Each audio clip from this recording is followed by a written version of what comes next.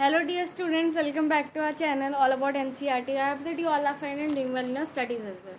Dear students, जैसे कि आप लोग जानते ही हैं कि हमने जो हमारे प्रीवियस वीडियोस थे उसमें चैप्टर करा था forces and laws of motion, जो कि काफ़ी इंटरेस्टिंग चैप्टर था फिजिक्स का। आज हम फिजिक्स का चैप्टर नंबर 2 जो कि है मतलब नेक्स्ट चैप्टर फिजिक्स का आपकी क्लास 9th की NCERT बुक का, जो कि है ग्रेविटेशन, से स्टार्ट करेंगे। ये भी काफ़ी इजी चैप्टर है डियर स्टूडेंट, अगर आप समझने की कोशिश करेंगे तो आपको बहुत अच्छी तरह से समझ में आ जाएगा। मैंने ऑलरेडी डियर स्टूडेंट कौन सा चैप्टर पढ़ा दिया है फिजिक्स में, आपके मोशन चैप्टर की आपके पास वीडियोस अवेलेबल हैं। Forces and laws of motion के भी आपके पास वीडियोस अवेलेबल हैं। ठीक है, force and laws of motion के भी वीडियोस अवेलेबल हैं। आज जो चैप्टर हम लोग कर रहे हैं वो है आपका ग्रेविटेशन चैप्टर, जो कि होने वाला है बहुत ईजी। ठीक है, हम लोग बहुत इंटरेस्टिंग वे में इसको पढ़ेंगे और लाइन बाय एक्सप्लेनेशन हम लोग आपको देंगे। ठीक है, in chapter 8 and 9 we have learn about motion of object and force as the cause of the motion. अब डिवीजन चैप्टर 8 और 9, भाई चैप्टर 8 और 9 कौन से थे? चैप्टर 8 और 9 हमारे वही प्यारे चैप्टर मोशन, और दूसरा चैप्टर कौन सा था? Forces and laws of motion. ठीक है, एक मिनट डियर, मैं टेक्स्ट थोड़ा सा पतला कर लेती हूँ ताकि और अच्छा। एंड लॉज ऑफ मोशन, तो ये दोनों चैप्टर थे, चैप्टर 8 और 9। अब देखो डियर स्टूडेंट्स, चैप्टर 8 और 9 अब इन्होंने ये लाइन आपके उसमें से काट दी है, बिकॉज मेरे पास पुराने वाली बुक है तो इसलिए उसमें लिखा है। तो इसमें हमने पढ़ा था कि जो फोर्स होती है ना डियर स्टूडेंट, वो क्या होती है? वो होती है कॉज ऑफ मोशन। यानी कि कहीं ना कहीं मोशन क्यों होता है जब हम कोई फोर्स अप्लाई करते हैं। सपोज मान लो कि अगर आपके पास एक बॉक्स है 5 kg का, और मैंने आपसे कहा कि ठीक है इसको हिलाओ और इसको वाले कमरे तक पहुंचाओ, तो आप लोग कैसे पहुंचाओगे? आप लोग फोर्स अप्लाई करोगे तो ये बॉक्स मूव करेगा और आप इसको आराम से वहाँ तक ले जा पाओगे जहाँ आपको इसको ले जाना है। ठीक है, तो ये तो भाई बात क्लियर है कि भाई फोर्स होता है cause of motion. We have learned that force needed to change the speed. We have learned that a force is needed to change the speed or the direction of motion of an object. और discussion हमने ये भी पढ़ा है कि force ही चाहिए होती है हमें स्पीड या direction of the motion change करने के लिए। सपोज डियर स्टूडेंट्स, अगर जो है मैं बात करूँ आपके फोर्स की, तो अगर आपको स्पीड चेंज करनी है, सपोज मान लो आप गाड़ी चला रहे हो, आपको अचानक से जो है स्पीड चेंज करनी है, आपको स्पीड जो है ज़्यादा बढ़ानी है, तो आप लोग क्या करोगे? आप लोग थोड़ा सा मतलब फोर्स अप्लाई करोगे ना, तब जाके आपकी गाड़ी की जो स्पीड है वो बढ़ेगी। आपको डायरेक्शन चेंज करनी है, आपको जो आपका बीच में जो है जब गाड़ी में आप अपना वो घुमाओगे ना, है ना, तो जब आप अपना वो घुमाओगे तो फिर आपकी जो गाड़ी है उसकी डायरेक्शन चेंज होगी। तो डिस्टेंस आपको फोर्स अप्लाई करनी पड़ती है डायरेक्शन या फिर स्पीड चेंज करने के लिए। ये चीज़ भी हमने पढ़ी थी। We have always observe that an object drop from a height falls towards the earth. और हमने ये भी पढ़ा था कि जब ऑब्जेक्ट को हम लोग ऊपर से जो है ड्रॉप करते हैं हाइट से, तो वो कहाँ फॉल करता है? अर्थ में फॉल करता है। ये भी हमें पता था, है ना, पता था ना ये चीज़। जब आप कोई ऑब्जेक्ट को ऊपर फेंकते हो तो वो अल्टीमेटली नीचे आके अर्थ में ही गिरता है, और इसमें बेस्ड हमने बहुत सारे न्यूमेरिकल्स भी करे थे। ठीक है, तो नेक्स्ट है डियर ने यहाँ पे क्या लिखा है? We know that all planets go around the earth, sun and moon goes around the earth. In all these cases there must be force acting on object, the planets and on the moon. Isaac Newton could grasp the same force responsible for all these. This force is known as gravitational force. ठीक है dear student, तो यहाँ पे dear को लिखा क्या है? यहाँ पे आपका बताया गया है कि हमने ऑब्जर्व करा है कि डियर स्टूडेंट्स जो सारे प्लैनेट्स हैं वो अर्थ के अराउंड घूमते हैं, है ना। This is earth in the centre, इसके सारे चारों ओर जो है सारे प्लैनेट्स घूमते हैं। ये देखो सारे प्लैनेट्स इसके चारों ओर घूमते हैं ना। और आपने देखा होगा जो मून है वो सन के अर्थ के अराउंड घूमता है। तो भाई कुछ तो चीज़ है जो इन सारे प्लैनेट्स को होल्ड करके रख रही है, और ये क्या है? ये एक फोर्स है, और इस फोर्स को हम लोग क्या कहते हैं? इसको हम लोग कहते हैं ग्रेविटेशनल फोर्स। ग्रेविटेशनल फोर्स और ग्रेविटी के बीच में अंतर हम लोग बहुत अच्छी तरह समझने वाले हैं अभी थोड़ी एक्टिविटीज़ से, मज़ा आएगा। ठीक है, अब देखो in this chapter we shall learn about gravitation and the universal law of gravitation. We shall discuss the motion of object under the influence of gravitational force on earth. We shall study how the weight of the body varies from place to place. We shall also discuss the condition for object to float on liquid. Okay. तो dear student main topic जो इस chapter के होने वाले हैं वो हम लोग ग्रेविटेशन के बारे में पढ़ेंगे। यूनिवर्सल लॉ ऑफ ग्रेविटेशन पढ़ने वाले हैं इस चैप्टर में। हम लोग जो है मोशन ऑफ ऑब्जेक्ट देखेंगे ग्रेविटेशनल फोर्स के इन्फ्लुएंस में।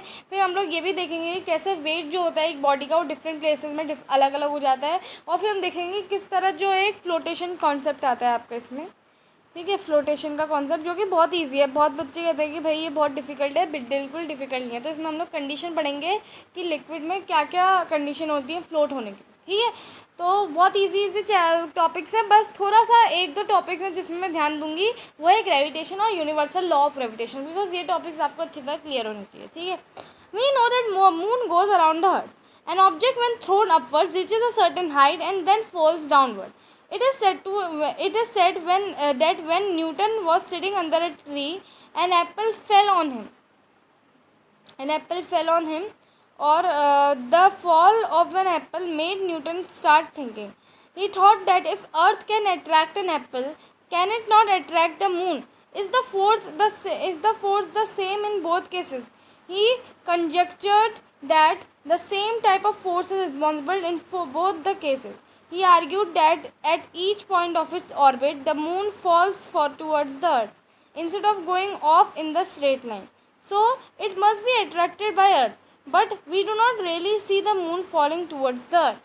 अब देखो डिस्कशन हुआ क्या था, हमें तो ये चीज़ तो भाई सब लोगों को अभी तक क्लियर हो गई होगी। इतनी देर से मतलब आप लोग इतने बड़े हो कि आपको ये चीज़ पता है कि भाई जो अर्थ है उसके चारों ओर कौन घूमता है, उसके चारों ओर घूमता है मून, ठीक है। मून ये अर्थ है, ठीक है। अर्थ के चारों ओर कौन घूमता है, मून घूमता है, ठीक है। अब डियर स्टूडेंट्स, जब हम कोई भी ऑब्जेक्ट होता है, सपोज आप एक बॉल लो, बॉल को अपवर्ड फेंको तो बॉल अप जाएगी, उसके सर्टेन हाइट में पहुंचने के बाद वो वापस जो है नीचे गिर जाएगी, किसमें, अर्थ में। अब बहुत से बच्चों मतलब जो न्यूटन था, ऐसा कहा जाता है कि जैसे न्यूटन जो है पेड़ के नीचे बैठा था और उसके सिर पे जो है एक एप्पल गिर गया था। तो जब वो एप्पल उसके सिर पे गिरा तो न्यूटन ने सोचना स्टार्ट किया कि अगर अर्थ एप्पल को अपनी तरफ अट्रैक्ट कर सकती है, एप्पल मेरे सिर के ऊपर गिर सकता है, तो क्या अर्थ मून को अपनी तरफ अट्रैक्ट नहीं कर सकती? मून भी तो ऊपर है, बट मून नीचे क्यों नहीं गिरता है? मून अपनी फिक्स पोजीशन में क्यों रहता है? ना ही वो बाहर को जाता है, ना ही वो अंदर गिरता है। What is the reason behind moon to stay fix at the same place? ये जो है न्यूटन सोचने लगे, है ना। और अभी इसकी जानकारी आपको मिल जाएगी। दो टाइप की फोर्सेज है, जो कि है सेंट्रीपिटल फोर्स और एक और फोर्स है आपकी उससे भी, ठीक है। सेंट्रीपिटल फोर्स से भी आपको भी पता चलेगा सेंट्रीपिटल फोर्स क्या होती है। वैसे तो प्रीवियस चैप्टर्स में आप ऑलरेडी पढ़ के आए हो, लेकिन मेरे को नहीं लगता है कि सेंट्रीपिटल फोर्स और सेंट्रीफ्यूगल फोर्स का कॉन्सेप्ट बच्चों को इतना ज़्यादा याद रहता है। एक और फोर्स थी, वो सेंट्रीफ्यूगल फोर्स थी, ठीक है। तो हम लोग को अभी इसका आंसर मिलेंगे सेंट्रीपिटल फोर्स और सेंट्रीफ्यूगल फोर्स से, ठीक है। चलो अब फटाफट रीड करते हैं। तो मतलब न्यूटन जी, आप देख सकते हो इनका जो दिमाग है बहुत तेज है। जब इनके सिर में एक एप्पल गिरा तो इन्होंने इतना ज़्यादा सोचना स्टार्ट किया कि भाई जब अर्थ जो है एप्पल को अपनी तरफ अट्रैक्ट कर सकती है, तो उसी तरह अर्थ मून को क्यों नहीं अपनी तरफ अट्रैक्ट कर रही? मून क्यों नहीं अर्थ में गिर रहा है ना। ये क्वेश्चन इनके दिमाग में आने लगे। तो चलिए अब ये सारे क्वेश्चन हम लोग आंसर करने वाले हैं इस चैप्टर में। बहुत मज़ा आने वाला है, बहुत इंटरेस्टिंग चैप्टर है, ठीक है। Let us try to understand the motion of moon recalling activity 8.11। 8.11 activity कौन सी थी डियर स्टूडेंट? 7.11 है लिखा है इसमें, क्योंकि आपकी नई बुक्स हैं इसलिए 7.11, यानी कि आपकी मोशन चैप्टर की जो लास्ट वाली जो एक्टिविटी नहीं थी जिसमें आपने पत्थर बांधा था और उसका फिर आपने घुमाया था गोल गोल, है ना, वही एक्टिविटी से हम लोग इसको समझने की कोशिश करते हैं। Take a piece of thread, tie a small stone at one end. अब आपको क्या करना है? आपको कुछ नहीं करना है, आपको एक रस्सी टाइप की लेनी है, उसमें आपको एक स्टोन को जो है बांध देना है। Hold the other hand of the thread and whirl it around as shown, ठीक है। Note the motion of stone, release the thread. अब आप मोशन करो स्टोन को, मतलब रस्सी को घुमाते रहो, तो आप देखोगे स्टोन आपके सिर में नहीं गिरेगा, वो चारों ओर से बस आपके सिर के चारों ओर जो है घूमता रहेगा, ठीक है। Again note the release the thread. अब जब आप रिलीज करोगे थ्रेड, यानी कि जब आप थ्रेड को छोड़ दोगे तो क्या होगा डियर स्टूडेंट? आपका जो स्टोन है वो सीधे एक ही डायरेक्शन में चले जाएगा, है ना। तो ये सारी चीज़ें क्यों हैं ये हम पढ़ते हैं, ठीक है। Before the thread is release the stone moves in the circular path with certain speed and changes direction at every point. अब ये तो चीज़ तो सबको क्लियर होगी भाई, एक सर्कुलर मोशन हो रहा है ना। अब सर्कुलर मोशन में हर टाइम पे आपकी डायरेक्शन चेंज होती है, भले ही आपकी स्पीड कांस्टेंट है, बट अगर डायरेक्शन हर टाइम में चेंज हो रही है तो हम लोग ये कहते हैं कि इसमें जो है चेंज इन वेलोसिटी है, यानी कि एक्सेलरेटेड मोशन है, क्योंकि इसमें हर टाइम वेलोसिटी चेंज हो रही है। इसलिए हम लोग ये कहेंगे कि इस एक्सेलरेटेड मोशन तो है, भले ही स्पीड कांस्टेंट है but velocity her time change हो रही है। और वेलोसिटी चेंज होने का कारण क्या है? वेलोसिटी के चेंज होने का कारण है उसकी डायरेक्शन। सर्कल में आपकी डायरेक्शन हर टाइम चेंज होती रहती है, ठीक है। तो change in direction to involves change in velocity or acceleration. The force that causes this acceleration and keeps body moving along the circular path is acting towards the center. अब dear student ये बात समझने वाली है। देखो, आप जब घुमा रहे हो थ्रेड को, सपोज ये इंसान आप हो, आप जब घुमाते हो तो डियर स्टूडेंट जो आपका ये पत्थर है ना, ये जो पत्थर है ये गोल गोल घूम रहा है और इसकी वेलोसिटी हर टाइम पे चेंज होती है, यानी कि एक्सेलरेट भी कर रहा है। अब डियर स्टूडेंट्स, जो फोर्स इसको जो है एक्सेलरेशन में ही रख रही है और ये बॉडी को मूव ही करने दे रही है, यानी कि बॉडी मूव कर रही है सर्कुलर पाथ में, ये वाली जो फोर्स है ये आपकी सेंटर की तरफ लगती है ना। सेंटर की तरफ डियर स्टूडेंट आपकी एक फोर्स लगती है जो ये ऑब्जेक्ट है इसको जो है सर्कुलर पाथ में ही घुमा रही है और इसको एक्सेलरेट होने दे रही है। अब नेक्स्ट हम लोग पढ़ रहे हैं, this force is called centripetal force. और इस फोर्स को डियर स्टूडेंट कौन सी फोर्स कहते हैं? सेंट्रीपिटल फोर्स कहते हैं, जो कि स्टोन में इनसाइड लग रही है। जब जो फोर्स है वो सेंटर में लग रही है। क्यों लग रही है फोर्स सेंटर में? अरे फोर्स सेंटर में इसलिए लग रही है क्योंकि भाई आपने थ्रेड पकड़ी है ना, आप थ्रेड सेंटर में पकड़े हो, तो जब आप घुमाओगे तो फोर्स कहाँ को लगेगी? आपके सेंटर में लगेगी, है ना। और सेंटर में जब फोर्स लगेगी तो ये फोर्स जो है कहीं ना कहीं स्टोन को जो है पकड़े रखेगी और इसको जो है सर्कुलर पाथ में ही घुमाएगी और इसको एक्सेलरेट होने देगी। तो ये फोर्स को हम लोग कहते हैं सेंट्रीपिटल फोर्स, ठीक है। इसका मतलब क्या होता है? Centre seeking force. और सेंटर सीकिंग क्यों है? क्योंकि आपने सेंटर में थ्रेड पकड़ी है, आप थ्रेड से घुमा रहे हो, ठीक है। In absence of this force the stone flies of along the straight line. आपने देखा होगा कि जैसे ही आप थ्रेड छोड़ते हो तो स्टोन क्या होते हैं? सीधे आगे को चले जाते हैं, है ना। The straight line, this straight line will be tangent to the circular path. Tangent to the circular path का मतलब क्या हुआ? इस तरह से आपके सर्कुलर पाथ में जो है टेंजेंट होगी। टेंजेंट आर दीज, ठीक है। जब आप जैसे ही थ्रेड छोड़ोगे तो ये जो पत्थर है ये सीधे स्ट्रेट लाइन में बाहर चल जाएगा। Straight line that meets the circle at one and only one point is called tangent to the circle. अब ऐसी स्ट्रेट लाइन डियर स्टूडेंट जो कि मीट करती है सर्कल को एक ही और सिर्फ एक ही पॉइंट में, उसको हम लोग कहते हैं टेंजेंट ऑफ द सर्कल, ठीक है। एक ही पॉइंट में जो मीट करती है, ठीक है। आपका सर्कल मूव करते रहा उस समय उसकी जो टेंजेंट होगी वो अलग साइड होगी, है ना, क्योंकि ये परपेंडिकुलर बना के चलते हैं, है ना।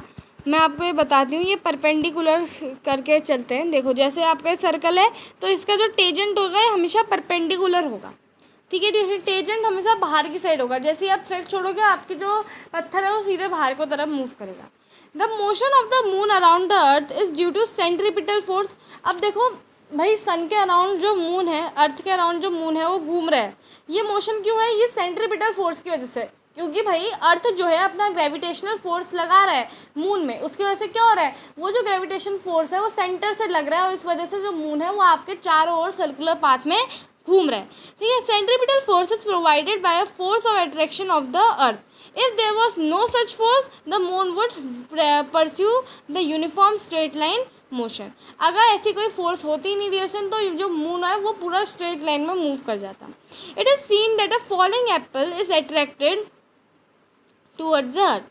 हमने देखा है कि रिएक्शन जो फॉलिंग एप्पल यानी कि जो नीचे गिरने वाला एप्पल होता है वो जो है अर्थ की तरफ अट्रैक्टेड होता है, यानी कि अर्थ से अपनी तरफ अट्रैक्ट करती है। डज द एप्पल अट्रैक्ट अर्थ? अब जैसे एक क्वेश्चन आपके माइंड में आता है कि भाई देखो, एप्पल पर अर्थ ने जो है फोर्स लगाई, अट्रैक्शन ग्रेविटेशनल फोर्स लगाई। तो मैम हमने पढ़ा था प्रीवियस चैप्टर में कि भाई न्यूटन का थर्ड लॉ कहता है कि अगर हम किसी ऑब्जेक्ट में फोर्स लगाते हैं तो दूसरा वाला ऑब्जेक्ट चुप नहीं बैठता, वो भी पीछे से फोर्स लगाता है ना। हमने पढ़ा था every action has equal and opposite reaction. तो देखते हैं कि एप्पल इसमें फोर्स लगाता है। If so why we do not see earth moving towards an apple, why? अब देखो ये बड़ा इंटरेस्टिंग क्वेश्चन है। इन्होंने बोला कि अगर एप्पल भी फोर्स लगाता है तो क्यों अर्थ जो है एप्पल की तरफ नहीं जाती? अरे यार सिंपल सी बात है, एप्पल और अर्थ का मास देखो, है ना।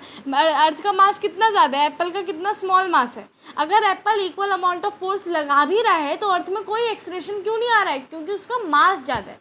जब मास ज़्यादा होता है तो एक्सलेरेशन जो है कम हो जाता है। कैसे मैंने कहा ये चीज़? Let's understand. तो देखो डियर स्टूडेंट, क्लास चैप्टर 8 में मैंने आपको पढ़ाया था, जो कि आपका force and laws of motion वाला चैप्टर था। इसमें मैंने आपको बताया था force equals to M A. ये फॉर्मूला हमने डिराइव किया था ना, force equal to M A. अब dear student, force equal to M A, अब देखो इसमें अगर मैं एक्सेलरेशन की वैल्यू पूछूँ आपसे, है ना, तो ये क्या हो जाएगी, ये हो जाएगी फोर्स बाय एम। अब अगर आप एम और ए के बीच में रिलेशनशिप देखो तो ये है इन्वर्सली प्रोपोर्शनल रिलेशनशिप। और ये जो इन्वर्स रिलेशनशिप है ये हमें साफ बताती है, अगर किसी ऑब्जेक्ट का मास ज़्यादा होगा तो उसमें एक्सेलरेशन कम होगा, किसी ऑब्जेक्ट का मास कम होगा उसमें एक्सेलरेशन ज़्यादा होगा। भाई एप्पल का मास देखो, अर्थ का मास देखो, अर्थ का मास कितना ज़्यादा है, एप्पल का कितना स्मॉल है। अगर अर्थ उसमें फोर्स लगाएगी एप्पल के ऊपर तो एप्पल तो फट से नीचे आ जाएगा। लेकिन अगर एप्पल भी equal amount of equal magnitude का फोर्स लगाता है अर्थ में जितना अर्थ लगाती है, अर्थ इसलिए मूव नहीं हो रही डियर स्टूडेंट क्योंकि अर्थ का मास ज़्यादा है, उसका मास उसे एक्सीलरेट होने से रोक रहे हैं। और ये चीज़ हमने प्रूव भी कर दी क्योंकि भाई यहाँ पे force equals to M A वाले फॉर्मूले में जब हमने एक्सेलरेशन की वैल्यू निकाली तो वो है फोर्स बाय एम। और हमें साफ दिख रहा है कि एक्सेलरेशन और मास में क्या है, इसमें इन्वर्स रिलेशन है। इसका मतलब कि अगर मास ज़्यादा होगा तो एक्सेलरेशन कम होगा, और अगर मास कम होगा तो एक्सेलरेशन ज़्यादा होगा। यानी कि अर्थ का मास ज़्यादा है इसलिए उसमें एक्सेलरेशन कम हुआ, और एक्सेलरेशन इतना कम होता है कि वो हमें दिखता भी नहीं है। ठीक है, हालांकि इसमें एप्पल की कोई गलती नहीं है, एप्पल भी फोर्स लगा रहा है। ठीक है, नेक्स्ट चीज़ डियर स्टूडेंट हम लोग पढ़ते हैं, according to the third law of motion the apple does attract the earth, but according to the second law of motion for a given force acceleration is inversely proportional to mass of an object. The mass of the earth the mass of an apple is negligible small compared to that of an earth, so we do not see earth moving towards the apple. Extend the same argument for why earth does not move towards moon. ठीक है, तो third law of motion से हमें ये तो पता था कि भाई अगर किसी ऑब्जेक्ट में हम फोर्स लगाएंगे तो दूसरा वाला ऑब्जेक्ट चुप नहीं बैठेगा, वो भी इक्वल फोर्स लगाएगा अपोजिट डायरेक्शन में। तो इसका मतलब ये होना चाहिए था कि अगर अर्थ ने एप्पल पर फोर्स लगाई तो एप्पल भी अर्थ पर इक्वल मैग्नीट्यूड का फोर्स लगाएगा।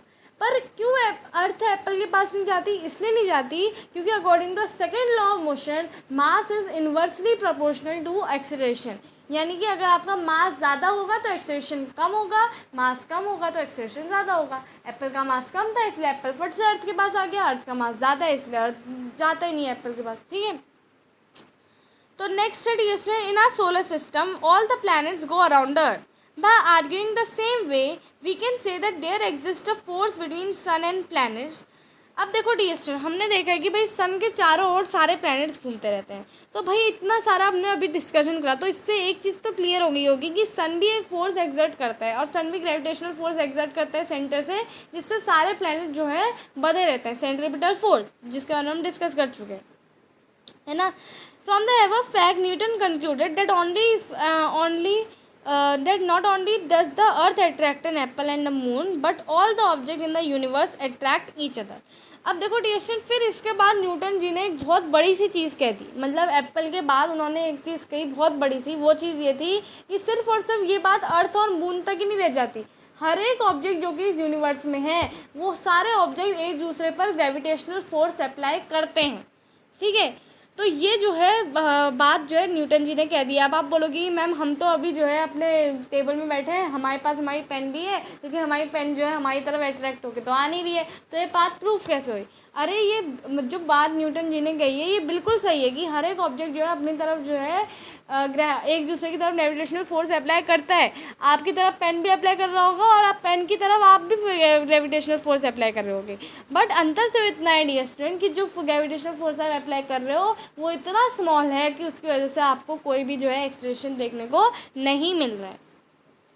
ठीक है, तो this force of attraction between object is called gravitational force.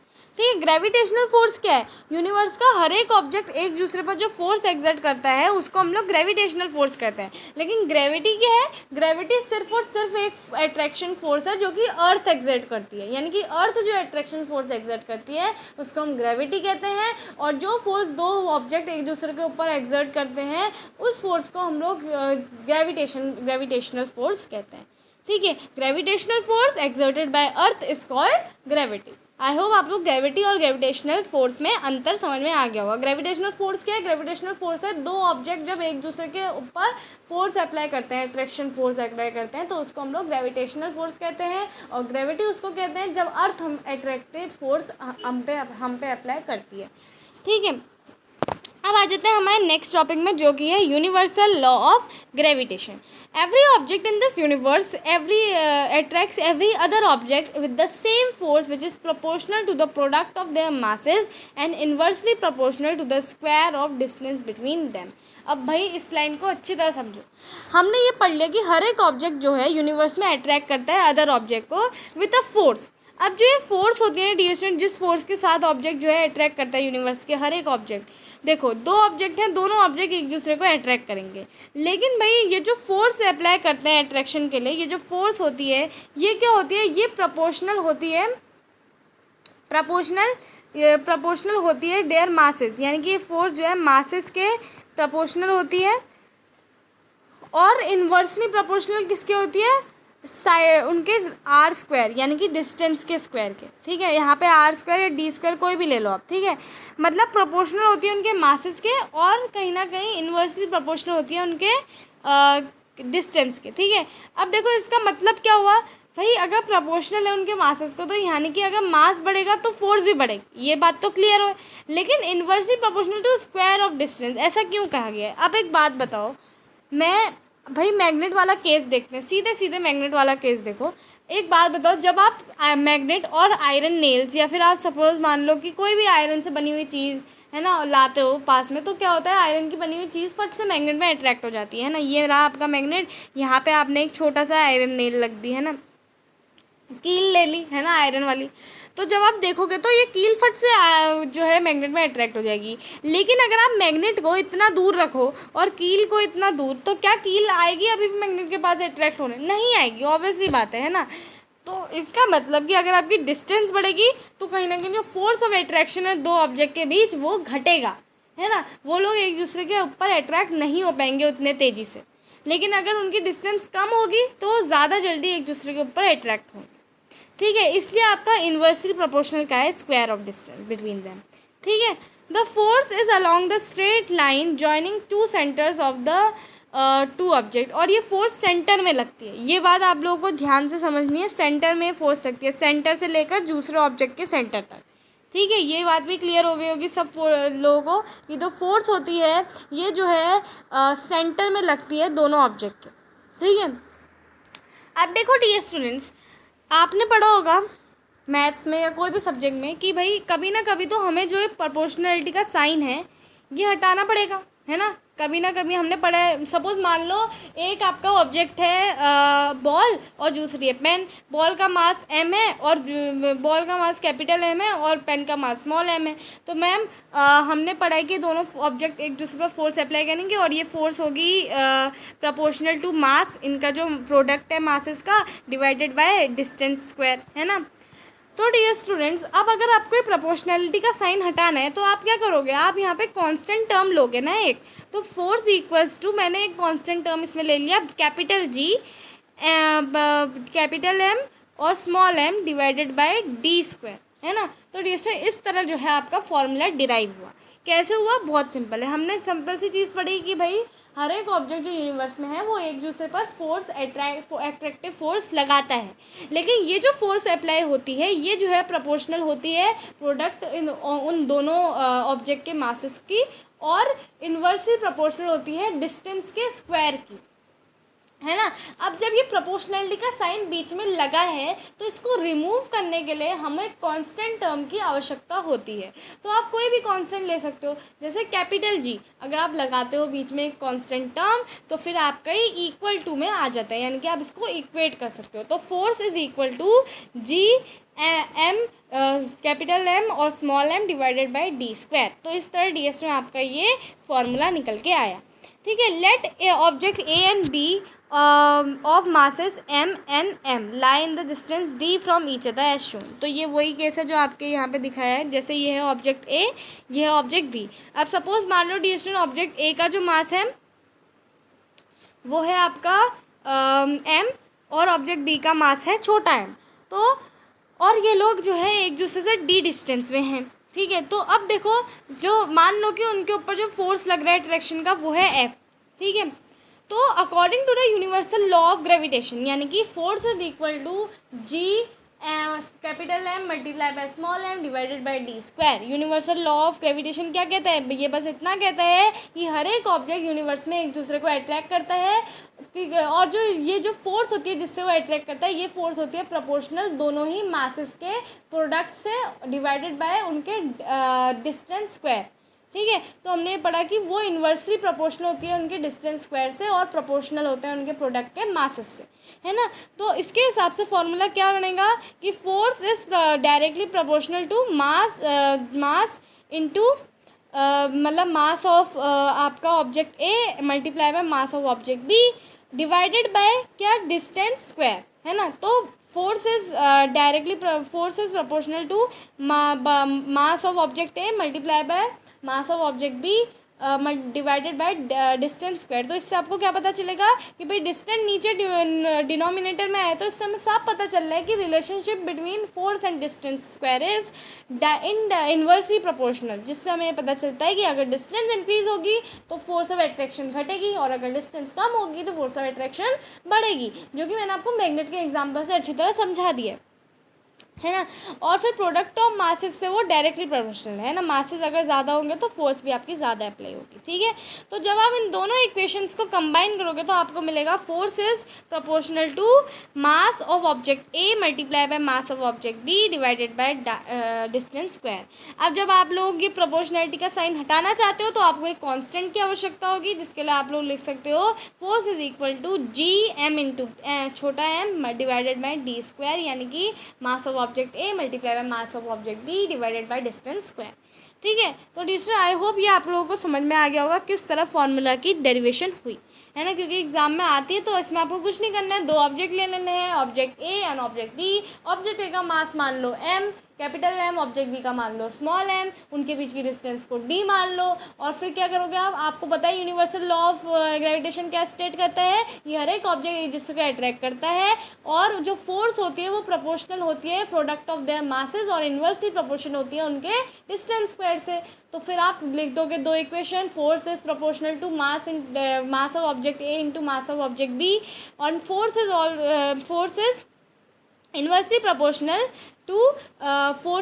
Proportional to one by distance square. अब जो दोनों इक्वेशन को कंबाइन करोगे तो मिल जाएगा force is proportional to mass of object A multiply by mass of object B divided by distance square. इसको जब आप प्रोपोर्शनैलिटी का साइन हटाओगे तो आपको एक कांस्टेंट की आवश्यकता होगी, जिसके लिए आप लिख दोगे force is equal to G mass of object A multiply by mass of object B divided by distance square. तो टीचर इस तरह जो है आप जो है डेरिवेशन लिख के आओगे अगर एग्जाम में आएगा, ठीक है। तो आई होप सब लोगों को ये समझ में आ गया होगा। तो where G is constant of proportionality and is called universal gravitation constant, और इस जी को हम यूनिवर्सल ग्रेविटेशन कांस्टेंट होते हैं। अभी जी की आपके पास वैल्यू नहीं आई है, जी की वैल्यू भी जल्द ही आने वाली है। तो जी जो है ये कांस्टेंट होता है, ठीक है, और प्रोपोर्शनैलिटी, और इसको हम यूनिवर्सल ग्रेविटेशन कांस्टेंट कहते हैं, क्योंकि यूनिवर्स की किसी भी इस समय जी की कैपिटल जी की जो वैल्यू होती है वो सेम रहती है। अभी आपको वैल्यू नहीं पता, अभी वैल्यू आएगी, ठीक है। बाय मल्टीप्लाइंग क्रॉस वाइज, जब आप क्रॉस वाइज मल्टीप्लाई करोगे तो आपको जी की वैल्यू क्या मिलेगी, जब आप क्रॉस वाइज मल्टीप्लाई करोगे तो ये हो जाएगा F into D square equals to G mass of object A multiply by mass of object B. और जब आप जी की वैल्यू निकालोगे तो फर्दर आपको मिल जाएगा G equals to F into D square divided by mass of object A divided by mass of object B. तो इस तरह डीएसएन जी की वैल्यू आएगी। तो ये फॉर्मूला डीएसएन बहुत इंपॉर्टेंट है, आई होप आप लोगों को समझ में आ रहा होगा, ठीक है। चैप्टर काफ़ी ईजी है, बस बात यह है कि आप लोगों को थोड़े बेसिक चीज़ें आनी चाहिए, है ना। अगर आप वो बेसिक चीज़ें भूल जाओगे तो चैप्टर जो है आपके लिए थोड़ा डिफिकल्ट हो सकता है, क्योंकि इस चैप्टर में एक साथ सारी चीज़ें आ रही हैं ना जो अभी तक आपने पढ़ी है, एक्सेलरेशन, ग्रेविटी, फोर्सेस, न्यूटन का लॉ का जो एप्लीकेशन है, वो सारी चीज़ें आपको इसमें दिखेंगी, ठीक है। तो चलिए डिस्टल नेक्स्ट चीज़ पढ़ते हैं। The SI unit of G can be obtain by substitution the unit of force, distance and mass in equation जो आपको दी है 9.5 में, एज एन मीटर स्क्वायर के जी इनवर्स टू, ठीक है। तो डियर स्टूडेंट कैसे निकली एसआई यूनिट? देखो एसआई यूनिट निकालना बहुत सिंपल है। हमें पता है जी इक्वल्स टू क्या है, जी इक्वल्स टू है F D square divided by capital M multiply by small M, और ये क्या है, ये मास है। ठीक है, हमें पता है कि जो फोर्स होती है उसकी यूनिट क्या होती है, न्यूटन होती है। जो डी डिस्टेंस है उसकी यूनिट क्या होती है, एम होती है। तो newton metre square divided by mass की यूनिट क्या होती है, केजी होती है। अब जब मास 2 बार अप्लाई होता है तो केजी भी 2 बार अप्लाई होगा, तो इसलिए केजी स्क्वायर होगा। तो जब आप इसको केजी स्क्वायर को ऊपर ले जाओगे तो ये इन्वर्स आ जाएगा, है ना। तो N metre square KG inverse 2। ठीक है, क्लियर हो गई एसआई यूनिट सब बच्चों को? तो इस तरह डिस्टेंस आप लोग एसआई यूनिट निकालोगे, और ऐसा नहीं है कि एसआई यूनिट आपको याद करने की ज़रूरत है, आप एसआई यूनिट अपने मन से भी निकाल सकते हो, जैसे मैंने आपको निकालना सिखाया। ठीक है, तो नेक्स्ट हमें दे रखा है the value of G was found out by Henry Cavendish 1731 to 1880 by using sensitive balance. The acceptance value of G is 6.673 into 10 to the power minus 12 n Newton meter square kg inverse 2। तो distance value जो थी जी की वो किसने found करी थी, Henry Cavendish ने। और इन्होंने कैसे यूज़ करा, मतलब फाइंड आउट की थी, सेंसिटिव बैलेंस को यूज़ करके। तो इनकी जो एक्सेप्टेड वैल्यू आई थी जी की वो आई थी 6.673 into 10 to the power minus 11 newton metre square kg inverse 2। ठीक है, तो मतलब ये आई थी जी की वैल्यू, और ये बहुत इंपॉर्टेंट वैल्यू डिस्टेंस, ये आपको याद होनी चाहिए। ठीक है, तो क्योंकि अभी बहुत सारे न्यूमेरिकल आएंगे जिसमें यही जो वैल्यू है ये यूज़ होने वाली है, 6.63673 into 10 to the power minus 11। ठीक है, तो we know that there exist a force of attraction between any two object. हमें ये पता है कि भाई किसी दो ऑब्जेक्ट के बीच में जो फोर्स और अट्रैक्शन होती है वो मौजूद होती है। ठीक है, compute the value of this force between you and your friend sitting close by. और ये फोर्स को आप अपने फ्रेंड जिसके साथ आप बैठे हो उसके साथ देख लो, है ना। Conclude how you do not experience this force. आप लोग इस फोर्स को क्यों नहीं एक्सपीरियंस कर पाते हो? अरे यार सिंपल सी बात है, इस यूनिट को देखो, 6.673 into 10 to the power minus 11 ये है फोर्स की यूनिट भाई, -11 है। इससे साफ पता चलता है कि 1/10 के बाद 11 जीरो लगाओ, क्योंकि जब आप इसको अपने वैल्यू में लिखोगे तो ये इस तरह आएगा, 1/10 के बाद 11 जीरो लगाओ।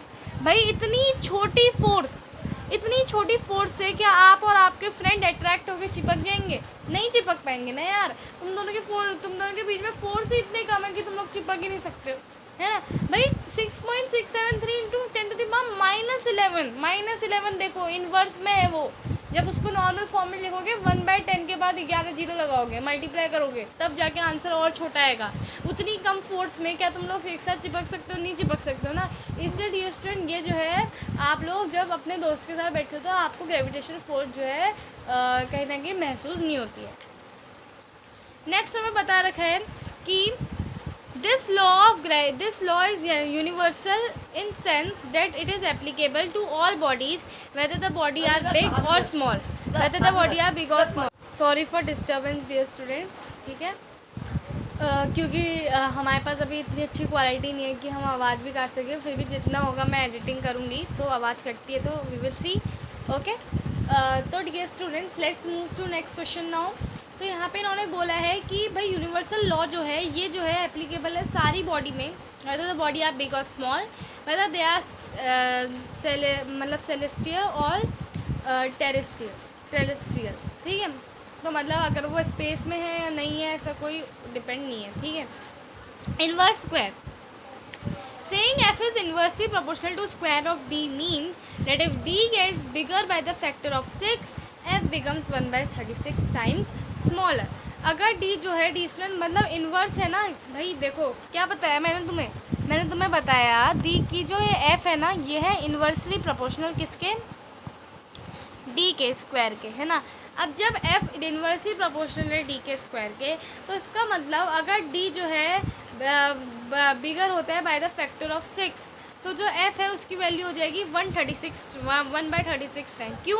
क्योंकि भाई 6 का स्क्वायर कितना होता है? 36 होता है ना। तो एफ़ की वैल्यू कितनी हो जाएगी? 1/36। इसमें कोई बड़ी बात थोड़ा थी, ये तो हमें ऑलरेडी पता है ना।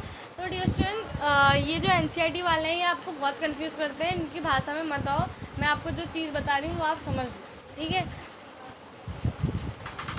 तो नेक्स्ट है डियर स्टूडेंट आपका एक न्यूमेरिकल जो कि आपको इधर दिया गया है। Let's see what is this. Example number 9.1, the mass of earth is 6 multiplied by 10⁻24 kg and that of the moon is 7.4 into 10⁻22 kg। तो डियर स्टूडेंट ये मून और अर्थ के मास आप लोग याद कर लो, बिकॉज ये बहुत इंपॉर्टेंट है। आगे जब हम मास और वेट वाला कॉन्सेप्ट पढ़ेंगे उसमें आपको पता चलेगा कि मून में जो वेट है वो डिफरेंट होता है अर्थ में जो वेट है उसके, है ना। तो ये वेट में डिफरेंस क्यों आता है ना। तो इसके लिए आपको मासेस याद करने पड़ेंगे। तो आप कर लेना 2-3 चीज़ें जो आपको इस चैप्टर में याद करनी है। जैसे पहले तो 6.673 इंटू 10⁻−11 ये वाला नंबर। दूसरा ये जो अर्थ का मास है जो कि है 6.6 इंटू 10⁻24 kg, और मून का मास जो कि 7.4 इंटू 10⁻22, ठीक है। तो distance between earth and moon is 3.84 into 10⁵ kilometre. Calculate the force exerted by earth on the moon. Take G is equal to 6.7 into 10⁻11 newton metre square kg inverse 2, ठीक है। तो अब डिस्टेंस में जब आपको सारी वैल्यू दे रखे हैं तो देर किस बात की। अरे सबसे पहले हमें पता है कि भाई हमें क्या फाइंड आउट करना है। हमें फाइंड आउट करना है force exerted by earth. Force find out करना है। हमें पता है force equals to G mass of object 1 और into mass of object 2 divided by distance square. अब देखो हमें पता है कि यहाँ पे G जो है, G तो कांस्टेंट है 6.7, और हमें क्या निकालना है? हमें F निकालना है। तो अब देखो मास ऑफ ऑब्जेक्ट 1 इज़ कितना? 6 इंटू 10⁻24। इसी तरह मास ऑफ ऑब्जेक्ट 2 इज़ कितना? 7.4 इंटू 10⁻22। इसी तरह डिस्टेंस डिवाइडेड बाय जब आप करोगे तो आपको किससे डिवाइड करना है? ये डिस्टेंस बता रखी है आपको। अब ध्यान से सुनना, ये है आपका अर्थ, ये है आपका मून। इन दोनों के बीच की जो डिस्टेंस है ये आपको दे रखी है। तो भाई डिस्टेंस 3.84 इंटू 10⁵ इसका स्क्वायर। इस तरह आपको न्यूमेरिकल सॉल्व करना है। आप आइडेंटिटीज़ का भी यूज़ कर सकते हो, जैसे a square plus 2ab plus b square, क्योंकि स्क्वायर करना है ना। तो मैथ्स को फिजिक्स में अप्लाई करो, ठीक है। तो थोड़ा सा आपको जो है इसमें कैलकुलेशन जो है थोड़ा सा डिफ़िकल्ट लगेगी शुरू में, क्योंकि बहुत ज़्यादा वैल्यू जो है पॉइंट डेसिमल में है, तो टाइम लगेगा। लेकिन डियर स्टूडेंट ज़्यादातर आपके जो क्वेश्चन होते हैं एग्ज़ाम में इस वाले टॉपिक से 1-2 ही पूछे जाते हैं, ज़्यादा नहीं पूछे जाते, क्योंकि इसमें बच्चों को टाइम बहुत लगता है ना, और एग्ज़ाम में तो लिमिटेड टाइम होता है इसलिए। तो डियर स्टूडेंट चिंता मत करो, ये फिर आपको अच्छे से सिंप्लीफाई करना आना चाहिए। देखो 10⁵ है तो किस तरह आपको लॉ ऑफ एक्सपोनेंट आने चाहिए कि भाई अगर आपके बेसिस सेम होती हैं तो पावर जो है माइनस हो जाती हैं जब डिवाइड होता है तो, है ना। अगर बेसिस सेम होते हैं तो पावर मल्टीप्लाई प्लस हो जाती है, ऐड हो जाती है अगर आपका जो है मल्टीप्लाई हो रहा है तो, है ना। तो इस तरह के थोड़े बहुत चीज़ें सिंपल चीज़ें आपको आनी चाहिए और आप आराम से इसको सॉल्व कर लोगे, ठीक है। तो इसका जो फाइनल आंसर आएगा डियर स्टूडेंट वो आएगा 2.02 इंटू 10⁻20।